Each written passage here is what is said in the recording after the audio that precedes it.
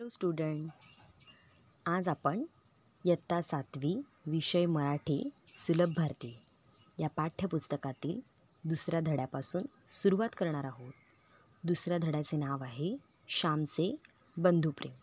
तर चला आपण याचा परिचय जाणून घेऊया. परिचय.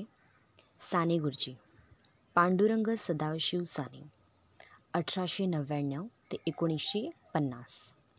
साने गुरुजींनी कथा, कविता, कादंबऱ्या असे विपुल ललित लेखन तसेच वैचारिक लेखन केलेले आहे. श्यामची आई, धडपडणारी मुले, भारतीय संस्कृती, गोड गोष्टी, सुंदर पत्रे इत्यादी पुस्तके प्रसिद्ध आहेत. श्यामची आई या पाठ्यपुस्तकातून हा पाठ घेतलेला आहे.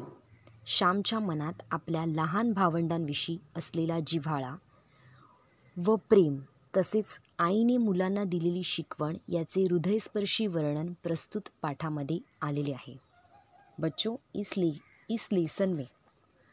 इस पूरे लेसन में बच्चों ये बताया है कि धाकट्या भावाचा मतलब अपने से छोटे भाई का सदरा मतलब कुर्ते जैसा जो रहता है वो फट जाता है. और शाम यहाँ पे मतलब कौन? साने गुरुजी. साने गुरुजी यहाँ पे क्या करते हैं? खाऊच्या पैशातून मतलब हमें पॉकेट मनी मिलती है, उस पॉकेट मनी में से वो अपने छोटे भाई के लिए कोट सिलवा के लेके आता है. और भर पावसाळ्यात अडचणीवर मतलब बहुत बारिश होती है और वो बारिश को फेस करते हुए अपने छोटे भाई के लिए कोट लेके आता है. ऐसी एक अच्छी सी स्टोरी यहाँ पे इस पार्ट में बताई है. तो चलो हम स्टार्ट करते हैं.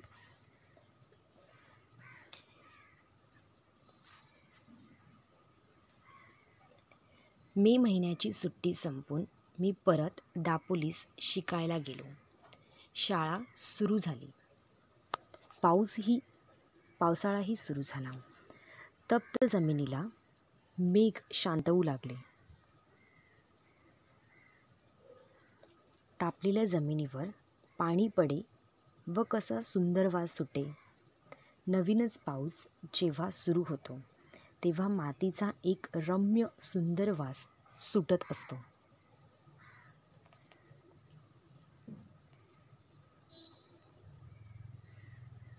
गंधवती पृथ्वी या वाचनाची त्यावेळेस आठवण येते.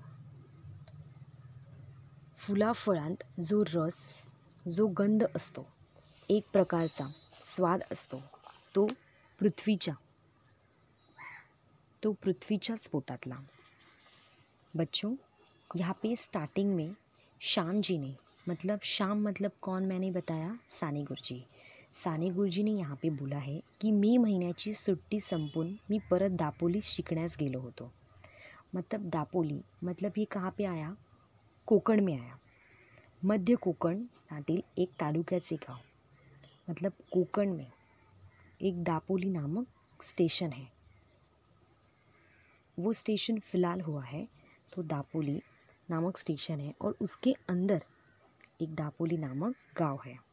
तो उन्होंने बोला है कि मे महीने जैसे हमारा वेकेशन ख़त्म होते ही हम कैसे मुंबई लौट आते हैं, ठीक उसी तरीके से यहाँ पे बोला है कि मे महिन्याची सुट्टी संपताच वो दापोली फिर सीखने के लिए चले गए थे.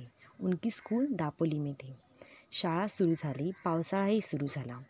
बारिश भी थी. तप्त ज़मीनीला मेघ शांतवू लागले. मतलब मई के महीने में जिस तरीके से ज़मीन पूरी तरीके से एकदम तपी हुई रहती है तो उस ज़मीन को, उस धरती को बारिश की बूंदों ने शांत कर दिया. और जब भी वो बारिश की बूंदें नीचे गिरती है तो मिट्टी में से ऐसे एक अच्छी सी स्मेल अच्छे से फ्रेग्रेंस आता है. मिट्टी का एक अच्छा सा फ्रेग्रेंस आता है.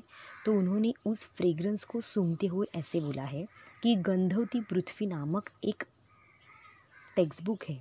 तो गंधवती पृथ्वी नामक जो बुक है उस बुक की उन्हें तभी याद आती है. फुलाफळांतला जो रस, जो गंध असतो, एका प्रकारचा स्वाद असतो, तो पृथ्वीच्या पोटातला मतलब इन्होंने यहाँ पे बोला है कि जिस तरीके से फ्रूट्स, फ्लावर्स, उनमें जिस तरीके से रस रहता है, उनमें जिस तरीके से एक लिक्विड रहता है और उस लिक्विड का हमें अलग से फ्रेग्रेंस कैसे आता है, वही फ्रेग्रेंस इस पृथ्वी का आता है। पृथ्वी का मतलब कौन सा? पृथ्वी की इस मिट्टी का आता है। चलो आगे बढ़ते हैं। घरून दापोलीस येताना यावेळेस मी एक निश्चय करून आलो. सुट्टीत घरी असताना एके दिवशी लहान भाऊ नवीन सदऱ्यासाठी हट्ट करून बसला होता. त्यावेळेस त्याची समजूत घालताना आई म्हणाली, तुझे अण्णा दादा मोठे होतील, रोजगारी होतील, मग तुला 6 महिन्यांनी नवीन सदरा शिवतील. आता नको हट्ट धरू. मित्रांनो, माझ्या लहानपणी कपड्याचे बंड फार माजले नव्हते. आम्हाला कोट माहीतच नव्हता. कित्येकदा सदराही 1-2 वर्षांनी नवीन मिळायचा. थंडीच्या दिवसात धोतर चौघडी करून गळ्याशी बांधून शाळेत जावयाचे. मफलर नव्हती, जॅकेटे नव्हती, गरम कोट नव्हते. बच्चों, यहाँ पे साने गुरुजी ने, श्याम जी ने यहाँ पे बोला है कि जब भी वो दापोली स्कूल लौटे तभी उन्होंने मन ही मन में एक डिसीजन लिया था, एक निर्णय लिया था. उन्होंने एक फिक्स किया था माइंड में कि जब भी फिर से मई की छुट्टी में घर वो जाएंगे, छुट्टी में अपने घर जाएंगे, तभी अपने छोटे भाई के लिए वो एक नया सदरा लेके जाएंगे. तो तभी उनको याद आया कि त्यावेळेस समजूत घालताना, मतलब उस समय समझाते हुए उसकी माँ ने उसके छोटे भाई को बोला था कि जब भी तुझे अण्णा मतलब दादा, अण्णा मतलब कौन यहाँ पे बोला है? अण्णा मतलब अपने पापा भी, पर अण्णा मतलब यहाँ पे साने गुरुजी को बोला गया है. मतलब दादा मोठे होतील, रोजगारी होतील, तेव्हा तुला दर 6 महिन्यांनी सदरा मिळेल. आता हट्ट नको करो. साने गुरुजी ने यहाँ पे आगे बोला है कि हमारे ज़माने में कपड़े बंड मतलब हम जैसे हमारी ज़रूरतें कैसी दिन ब दिन बढ़ती रहती है, तो कपड़े बंड फार माजले नव्हते. मतलब उस टाइम पे जैसे हम बोलते हैं शेरवानी, सदरा, शर्ट, टी शर्ट, मतलब अलग अलग टाइप्स होते हैं. तो उस तरीके का उस ज़माने में कोई भी प्रचार या प्रसार नहीं था. आम्हाला कोट माहीतच नव्हता. साने गुरुजी ने यहाँ पे आगे बोला है कि कोट क्या है, कोट एक्चुअली होता क्या है, ये हमें पता ही नहीं था. कित्येकदा जो सदरा मतलब वाइट कलर का एक कॉटन का जो एक सदरा आता है, वो सदरा 2 वर्षांनी मिळायचा. थंडीच्या दिवसात धोतर चौघडी करून, मतलब जो धोतर था वाइट कलर का, जो धोतर रहता है लंबा सा एक कपड़ा रहता है, उसकी 4 घड़ी वो 4 बार फोल्ड करके गळ्याशी बंधून, मतलब ठंड ना लगे तो इसके लिए वो बड़ा सा कपड़ा 4 बार फोल्ड करके गले की तरफ, कान की तरफ रख के वो लोग स्कूल में जाते थे. उस ज़माने में उनके पास मफलर नहीं था, जैकेटें नहोती, गरम कोट नहोते. आगे बढ़ते हैं.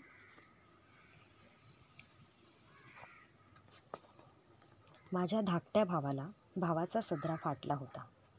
आईने त्याला 2-3 गाबड्या लावल्या होत्या.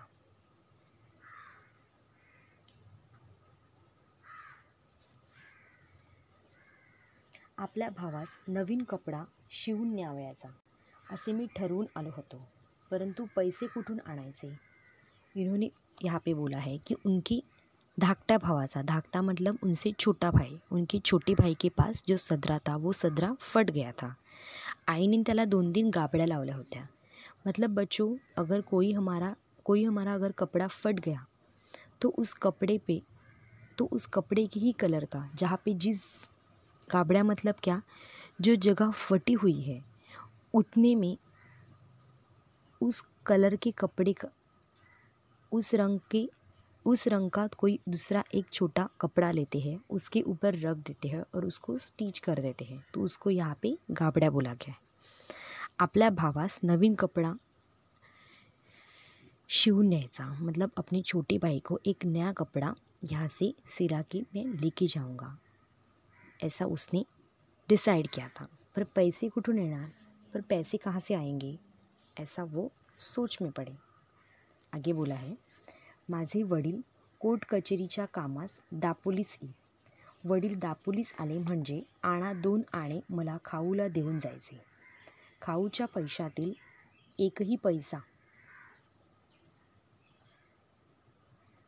खाऊसाठी न खर्चण्याचे मी ठरवले. ज्येष्ठात आमची शाळा सुरू झाली. गणेश चतुर्थीला 3 महिने होते. तेवढ्या महिन्यात या खाऊच्या पैशांचा रुपयाभर जमला असता. गणेश चतुर्थीस धाकट्या भावास कोट किंवा सदरा शिवून न्यायचा असे मी मनात निश्चित केले. इन्होंने सोचा कि पैसे कहाँ से आएंगे. फिर उनको याद आया कि कोर्ट कचेरी की काम से उनके पापा, माझे वडील मतलब उनके पापा, उनके गांव से दापोली आते थे. तो जब भी उनके अन्ना वहाँ पे आते थे तो उनको आना 2 आने, मतलब बच्चों अभी हमारा जो रुपया है, 1 रुपये का जो सिक्का रहता है, उस ज़माने में आना रहता था. 1 आना, 2 आने, 3 आने, इस तरीके से उन्होंने बोला है कि आना 2 आने उनको खाऊ के लिए, वो कुछ खाने के लिए वो देते थे. तो उन्होंने डिसाइड किया कि खाऊच्या पैशातला, जो खाऊ के लिए वो पैसे देते थे, उनमें से 1 रुपया भी वो खाने के लिए खर्च नहीं करेगा.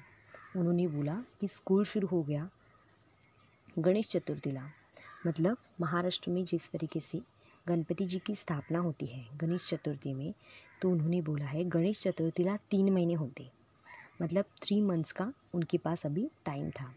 तो तेवढ्या महिन्यात खाऊच्या पैशाचा रुपया जमला असता. तो उन्होंने बोला कि 1 आना 2 आने ऐसे पूरे मिला के उनके पास 1 रुपया तब तक जमा होगा. तो गणेश चतुर्थीस धाकट्या भावास कोट किंवा सदरा शिवून न्यायचा असे मी निश्चित केले. तो तब तक उनके पास जितने भी पैसे जमा होंगे, उस पैसे से वो अपने भाई के लिए सदरा नहीं तो कोट सिला के वो लेके जाएगा, ऐसे उन्होंने डिसाइड किया. आगे बढ़ते हैं.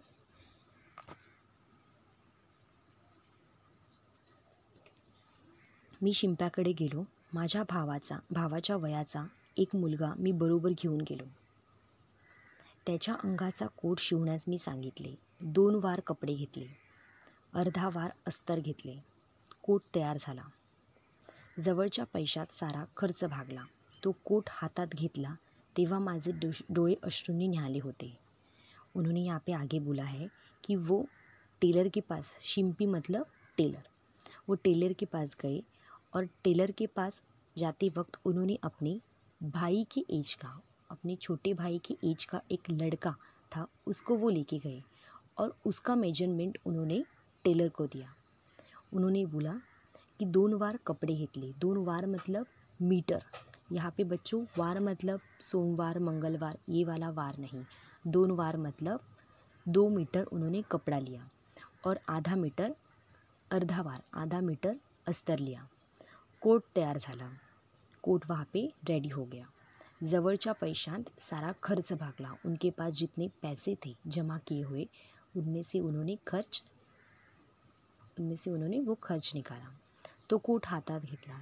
जब भी उन्होंने वो कोट हाथ में लिया तभी उनकी आँख अश्रुओं से भर गई. आगे बोला है, मी घरी जाण्यास निघालो. मी ज्यांच्याकडे राहिलो होतो ते म्हणाले, पावसा पाण्याचा जाऊ नकोस, नदी नाल्यांना पूर आले असतील. पिसईचा पर्या, सोंडेघरचा पर्या यांना उतार नसेल. आमचे एक. उन्होंने वो कोट लेके वो घर जाने के लिए निकले, अपने गांव जाने के लिए निकले. तो तभी उस टाइम पे वो जिनके पास पढ़ाई के लिए रुके थे, जिनके घर में वो रुके थे, उन्होंने बोला कि पावसा पाण्याची, बारिश के सीज़न है और नदी नाल्यांना, मतलब जो नदी नाले हैं वो चारों तरफ से भर भर के बह रहे हैं. पिसईचा पर्या, सोंडेघरचा पर्या यांना उतारना होता. यहाँ पे बोला है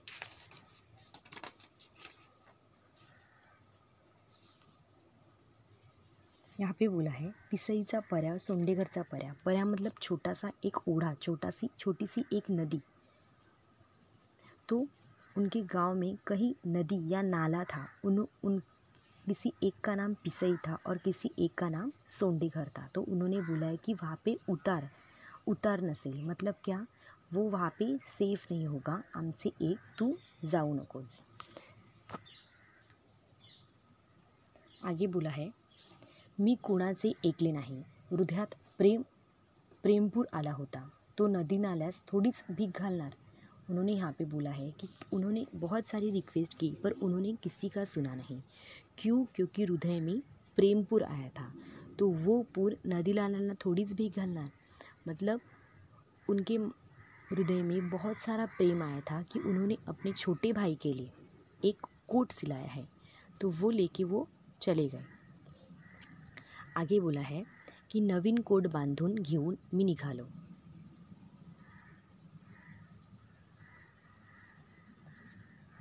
पंख असते तर एकदम उडून गेलो असतो। चालण्याचे श्रमच वाटले नव्हते। सुख स्वप्नात दंग होतो।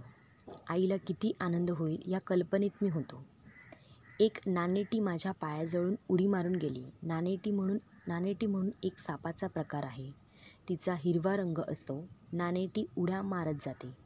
मला जरा भीती वाटली। जपून चालू लागलो। पिसईचा पर्या दुथडी भरून वाहत होता। यहाँ पे उन्होंने बोला है कि नवीन गोट घेऊन वो निघालो। उन्होंने ऐसे बोला है कि अगर मुझे पंख होते तो मैं यहाँ से डायरेक्टली उड़ के चला जाता। चालण्याचे श्रमच वाटेना। जब भी बच्चों हम बहुत खुश होते हैं, तभी अगर हम कोई भी उस खुशी में कोई भी काम करते हैं तो उस काम की थकान हमें नहीं होती है। ठीक उसी तरीके से यहाँ पे बोला गया है कि वो एकदम सपने में ही चल रहे थे, कि वो सोच रहे थे कि माँ को बहुत खुशी होगी, भाई को बहुत खुशी होगी। तो तभी नानेटी मतलब सांप का एक छोटा सा स्नेक जो रहता है उसका एक छोटा टाइप, और वो ग्रीन कलर का रहता है, पर वो क्या उछल के जाता है। सांप कैसे, स्नेक जो रहता है वो रेंगते हुए आता है, पर ये जो नानेटी है वो उछल के आती है। उन्होंने बोला कि तभी वो एकदम अलर्ट हो गए। तो उन्होंने बोला कि उनको मला जरा भीती वाटली, मतलब उनको थोड़ा डर लगा।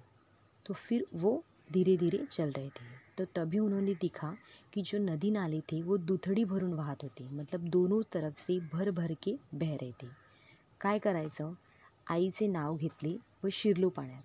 हातात काठी होती, पुढे काठी टाकावयाची व मग पाऊल पुढे टाकायचे। मी वाहून जाण्याच्या बेतात होतो, परंतु कसाबसा बाहेर आलो।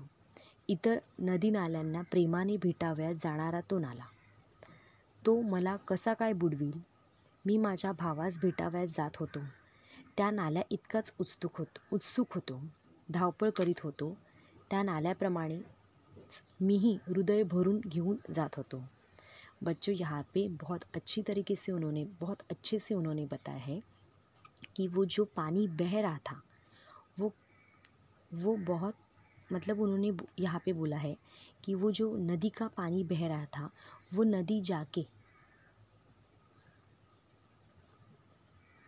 नदी आगे जाके बड़ी सी नदी को प्रेम से मिलने वाली थी। तो वो मुझे कैसे डुबाएगी, क्योंकि मैं भी मेरे भाई को मिलने जा रहा था और मेरे हृदय में बहुत प्रेम था, मेरे हृदय में बहुत दया थी। तो उन्होंने यहाँ पे ऐसे बोला है कि वो डूब के बह के जाने वाले थे, पर वो बच गए। तो उन्होंने वो नदी पार करने के लिए क्या सॉल्यूशन ढूंढा? एक बड़ी सी लकड़ी ली और आगे लकड़ी की सहायता से वो उस नदी को पार करते हुए दूसरी ओर आ गए। बच्चों, अभी हमने जितना पढ़ा उस पैराग्राफ में, आज के लेक्चर्स में जितने भी ये हार्ड वर्ड्स हैं उस हार्ड वर्ड्स को हम देखते हैं।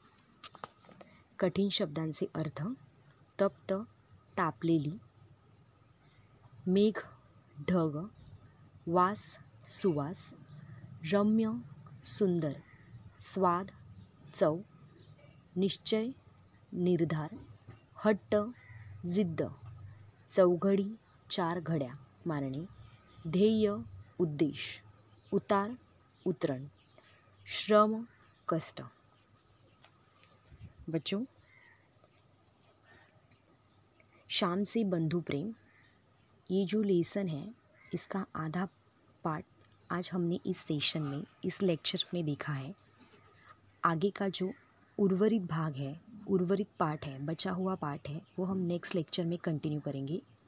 बच्चों, मैं आशा करती हूँ कि मैंने जो आपको पढ़ाया वो आपको समझ में आया होगा। Thanks for watching.